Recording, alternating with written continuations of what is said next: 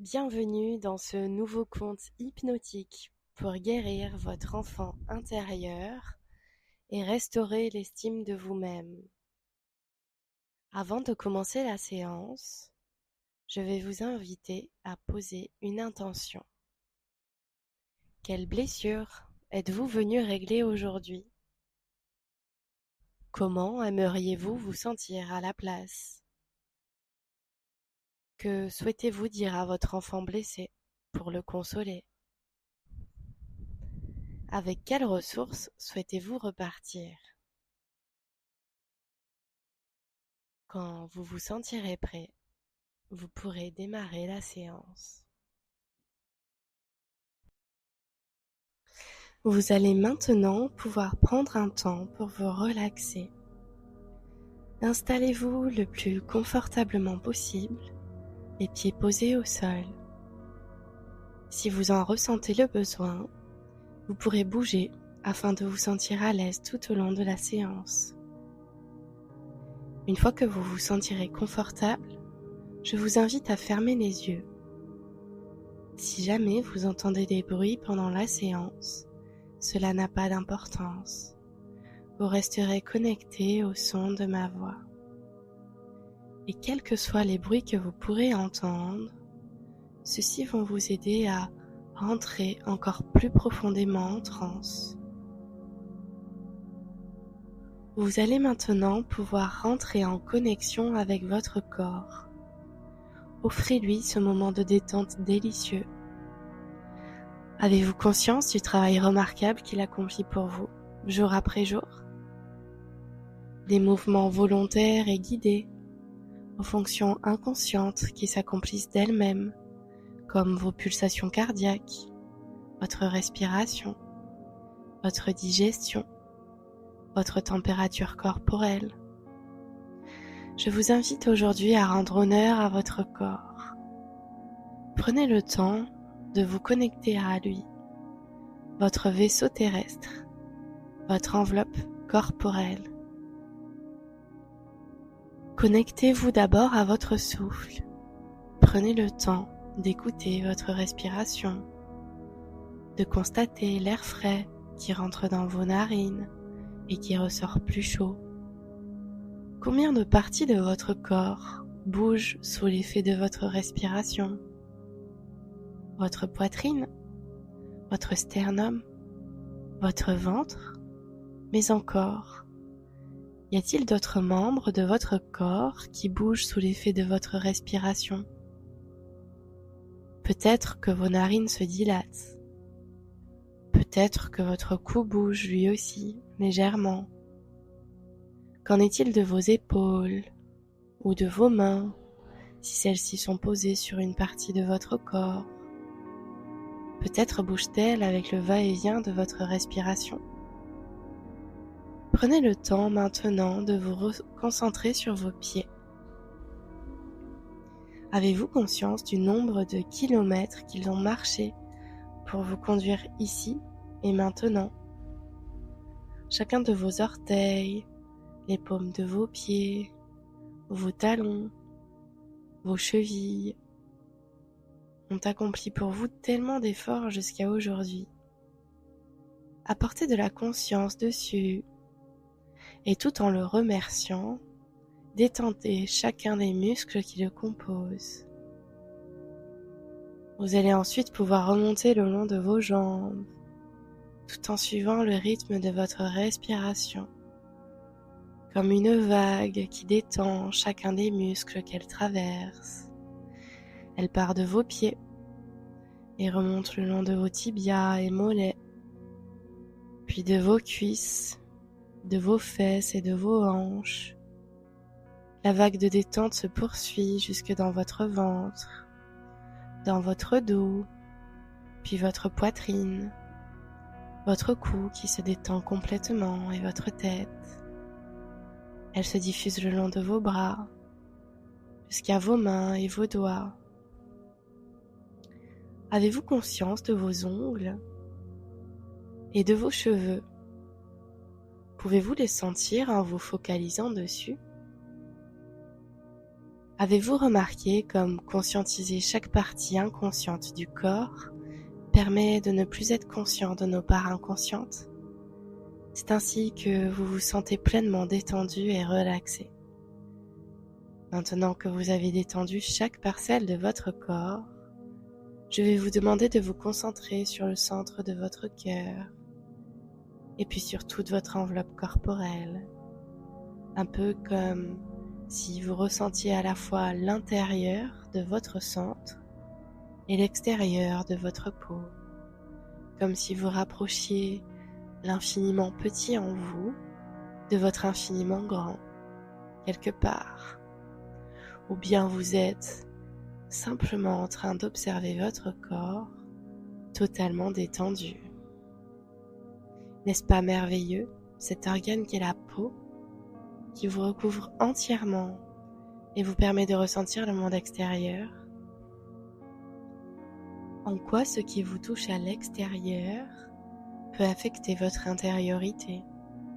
Et à l'inverse, en quoi votre état intérieur affecte votre présence au monde extérieur? C'est ce que nous allons voir lors de cette séance d'hypnose aujourd'hui. Voilà, maintenant que vous êtes complètement détendu et tout en restant connecté à votre respiration, je vais vous inviter à vous plonger dans un souvenir agréable. Vous pouvez choisir un lieu où vous appréciez partir en vacances, ou encore un souvenir d'enfance agréable, ou bien simplement un espace imaginaire dans lequel vous vous sentez bien. Prenez le temps de choisir un endroit dans lequel vous vous sentez serein et confiant. Que voyez-vous? Êtes-vous en pleine nature? Ou dans une maison qui a compté pour vous? À quoi ressemble le décor autour de vous? Pouvez-vous le visualiser avec précision? Ou bien le ressentir énergétiquement? Qu'entendez-vous? Y a-t-il de la musique? Ou bien y a-t-il des voix? Peut-être encore entendez-vous les bruits de la nature, comme les vagues sur les rochers ou la brise dans les arbres. Que sentez-vous? Où êtes-vous situé dans ce souvenir ou cette image imaginaire? Sur quoi êtes-vous posé ou en train de marcher? Quelles sont les sensations physiques et kinesthésiques qui remontent avec ce souvenir? Et alors que vous vous sentez de plus en plus détendu dans cet espace de sécurité et de confiance, je vais compter de 29 à 19. Et quand j'arriverai à 19, vous serez dans une transe encore plus profonde. Vous pouvez vous permettre de plonger encore plus dans cet état hypnotique avec chaque nombre que je compte. 29, 28, 27, c'est merveilleux comme vos paupières sont détendues. 26, 25, 24, 23, vous vous sentez encore plus détendu. 22, 21, 20, 19, vous êtes maintenant dans un état de transe encore plus profond. Alors que vous vous trouvez toujours dans votre souvenir agréable, un escalier qui s'enfonce dans la terre apparaît devant vous. Vous allez emprunter cet escalier et tout en descendant, vous allez rentrer de plus en plus profondément en vous, dans le champ de votre inconscience. Tout en étant de plus en plus détendu, vous descendez de plus en plus profondément dans les escaliers de votre inconscience. Et vous descendez ces marches qui s'enfoncent dans la terre et qui vous emmènent dans vos mémoires cellulaires. Au bas de ces marches en colimaçon, vous semblez arriver dans une autre dimension. Devant vous se trouve un temple souterrain. Ce qui est curieux, c'est de trouver des végétaux à une telle profondeur. Ce temple est ancien et recouvert de plantes grimpantes. Des lanternes éclairent sa façade.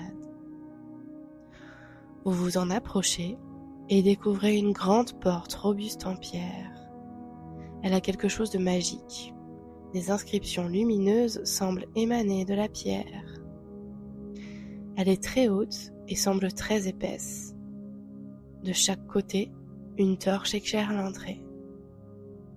Vous êtes curieux de savoir ce qu'il y a de l'autre côté.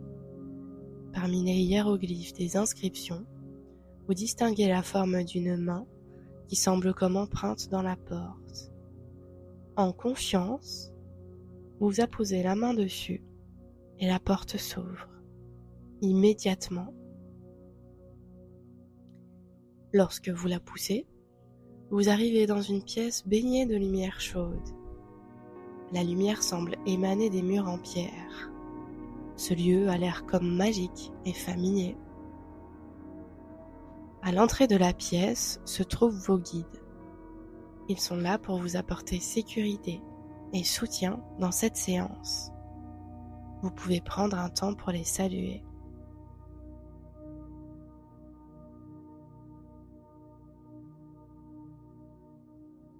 Derrière eux, au centre de la pièce, il y a un canapé avec un enfant dessus. Il est de dos, il ne vous a pas encore remarqué. Cet enfant, c'est vous quand vous étiez petit. Avant d'aller à sa rencontre, je vous invite d'abord à vous reconnecter à l'objectif de cette séance. Quelles ressources êtes-vous venu chercher à ses côtés? Peut-être que vous souhaitez aller mieux et qu'à la simple idée de le rencontrer, vous vous sentez déjà unifié et rempli de confiance. Vous savez qu'en rencontrant votre enfant intérieur, vous êtes prêt à restaurer en vous le présent le plus précieux, votre flamme sacrée, votre amour propre.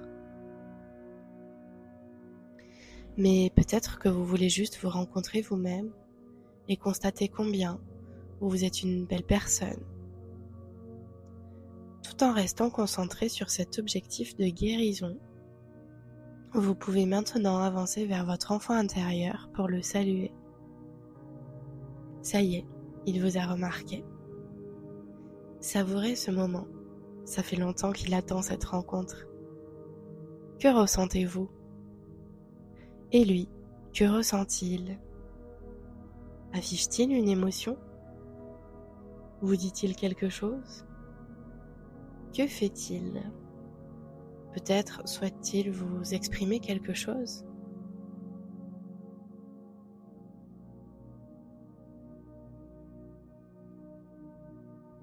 Maintenant, en le prenant par la main, vous allez pouvoir vous déplacer dans l'espace. Alors que vous entrez dans la pièce suivante, votre regard se porte sur la cheminée. Elle est allumée avec un grand feu.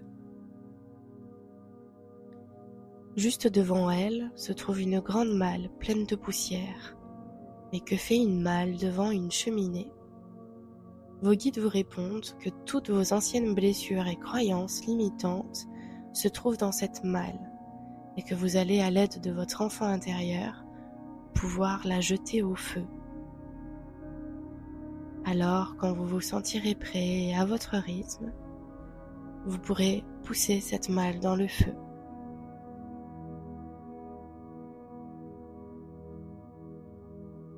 Voilà, c'est très bien. La malle est désormais en train de prendre feu. Et plus elle se consume, et plus vous sentez que le processus de guérison est à l'œuvre et vous détend de plus en plus et de mieux en mieux. Plus la malle prend feu, et plus vous vous sentez libéré, léger et en paix. Vous vous tournez alors vers votre enfant intérieur. Vous pouvez prendre cet enfant dans vos bras. S'il en ressent le besoin, vous pouvez le consoler et le réconforter. Apportez-lui toute la douceur, la chaleur et le réconfort dont il a pu manquer en vivant cette blessure. Soyez votre propre parent. Qu'auriez-vous aimé entendre quand vous étiez petit? Quelles paroles, quels gestes vous ont manqué? Prenez le temps de chouchouter votre mini-vous. Plus vous le nourrirez en amour et plus vous vous sentirez vaillant et fort au retour de cette séance. Comme s'il était votre propre enfant, vous souhaitez le protéger du monde extérieur et le remplir d'amour. Votre enfant intérieur est le premier témoin de votre amour propre. Vous savez que c'est en passant par lui que vous pouvez restaurer votre estime de vous. Une fois rechargé de cette étreinte avec vous-même, vous vous écartez de la cheminée. Au fond de la pièce, une fenêtre immense donne sur l'extérieur de votre temple intérieur. Vous pouvez distinguer un magnifique jardin rempli de fleurs, illuminé par les premières lueurs du jour. Sans plus attendre, vous sortez prendre l'air avec votre enfant intérieur. La rosée perle sur les feuilles et les pétales du jardin. Chaque fleur apporte une tonalité différente à ce jardin multicolore. En les observant, vous vous rendez compte combien leur diversité participe à rendre ce tableau époustouflant. Chaque fleur est unique, et si elles étaient toutes similaires, alors il ne serait pas aussi intéressant de les regarder. Et alors que vous vous approchez pour les observer, elles se mettent à vous parler. La tulipe prit d'abord la parole. Elle vous dit que si avec ses amies les fleurs, elles se sentent désormais confiantes et osent rayonner chacune leur couleur, ça n'a pas toujours été le cas. Elle, par exemple, souffrait de rejet. Longue, fine, elle se trouvait plus grande que les autres et se tenait courbée par peur de déranger. Un jour, une abeille lui apprit que sa taille était un avantage et lui permettait d'être un peu plus proche du soleil.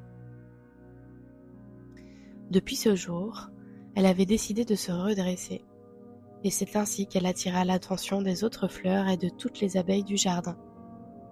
Elle inspirait la confiance, quand bien même sa taille était différente. Le massif de camomille prit ensuite la parole. Ces fleurs souffraient d'abandon, car elles avaient l'impression d'être moins belles et moins éclatantes que les roses. On passait à côté d'elles, mais on ne les remarquait pas.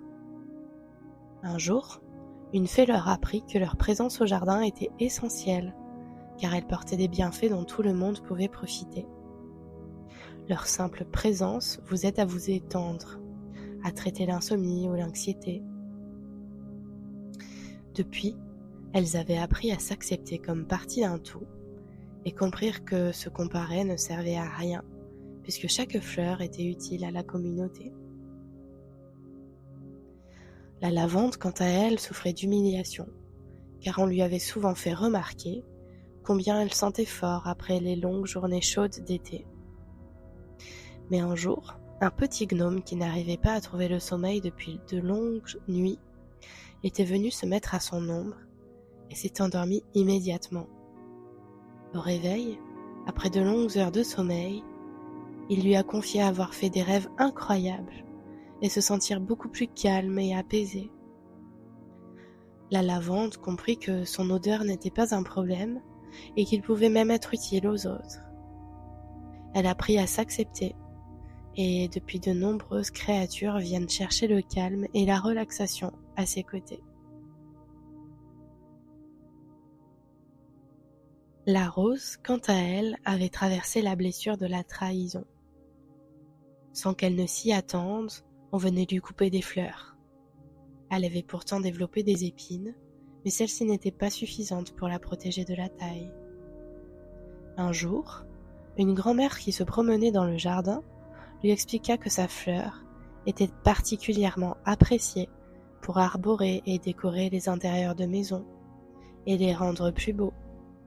Elle lui confia aussi que chez les humains, ces fleurs servaient à se déclarer leur amour. Fière d'entendre ces mots, la rose comprit sa contribution au monde et se mit à produire encore davantage de roses. Aujourd'hui, des personnes traversent de nombreux kilomètres pour venir admirer son massif. La pâquerette, quant à elle, souffrait d'injustice. Elle ne comprenait pas pourquoi elle était si courte.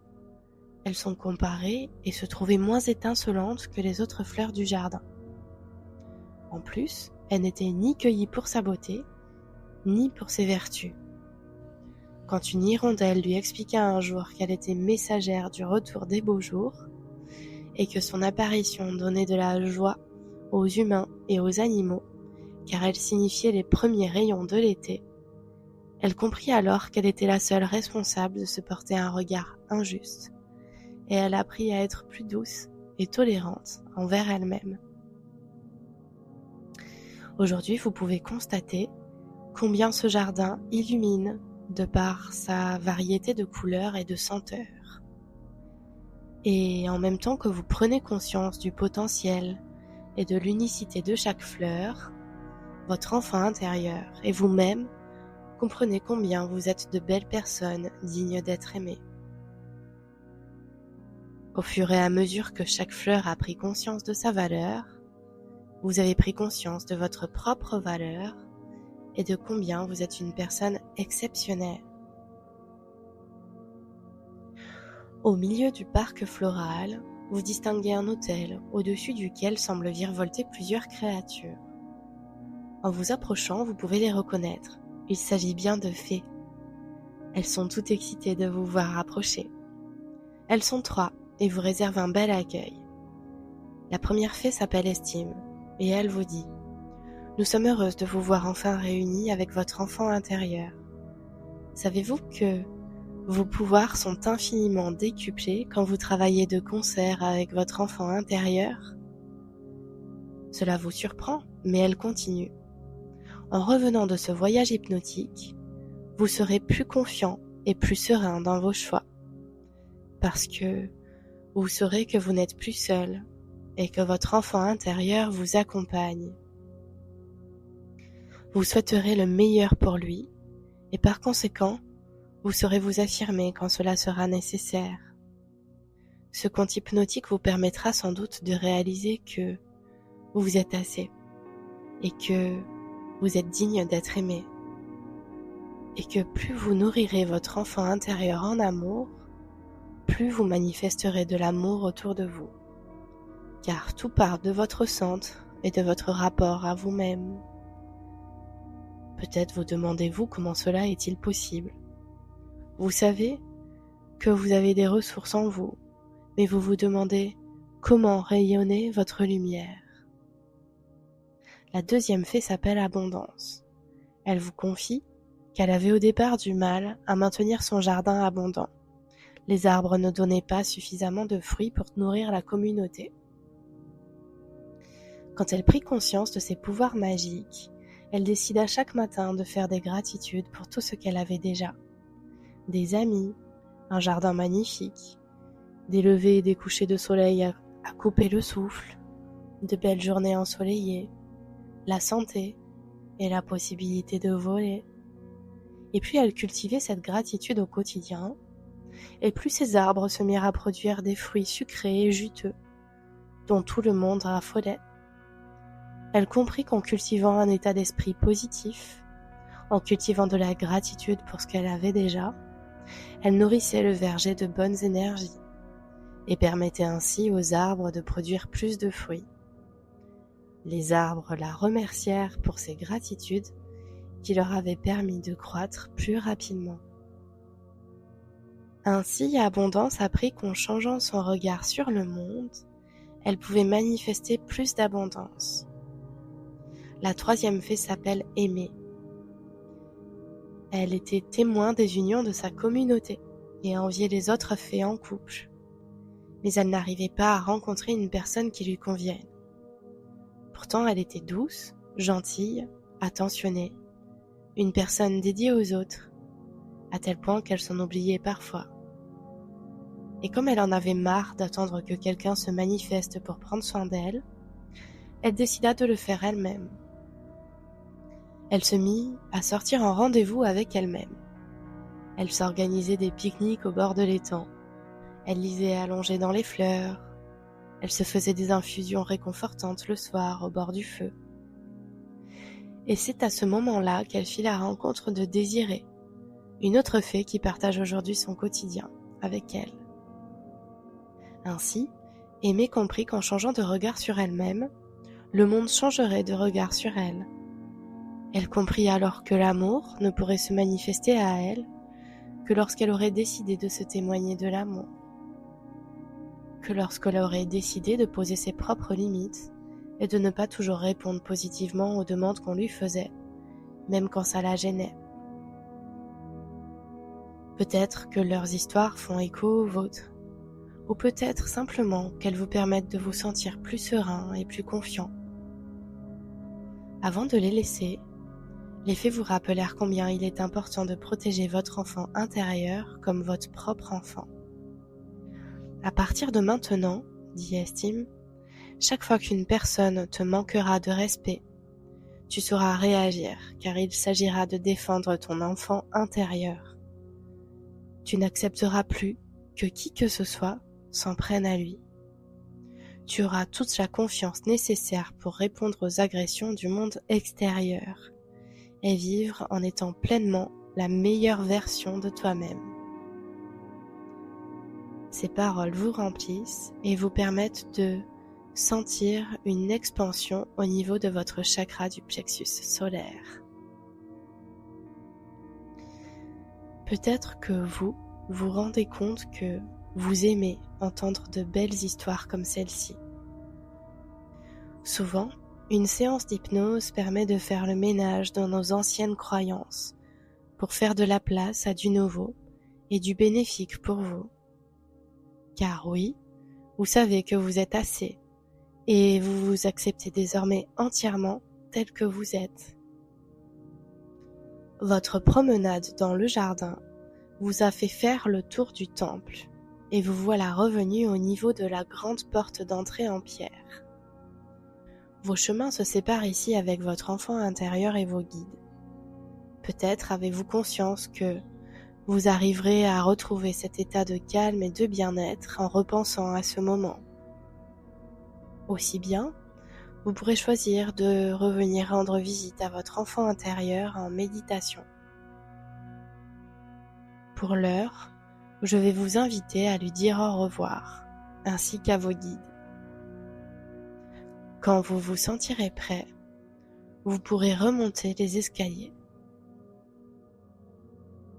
Et alors que vous remontez ces escaliers, je me demande si vous êtes prêt à accepter des changements positifs dans votre vie et à cultiver votre amour-propre au quotidien.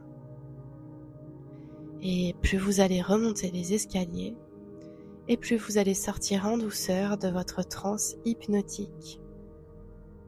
Vous voilà arrivé en haut des escaliers, dans le souvenir agréable du début de séance.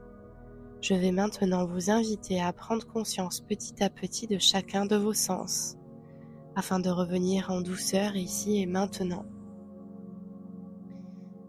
Vous allez bientôt sortir de votre état de transe, comme lorsque vous vous réveillez après un rêve agréable. Je vais compter de 0 à 4, et à 4, vous serez tout à fait réveillé. 1. Vous pouvez sentir vos points d'appui sur le sol et sur votre chaise. 2. Vous pouvez entendre les bruits extérieurs. 3. Votre corps, votre esprit et votre âme sont parfaitement réintégrés ensemble. 4. Vous pouvez ouvrir les yeux. Bienvenue dans la réalité.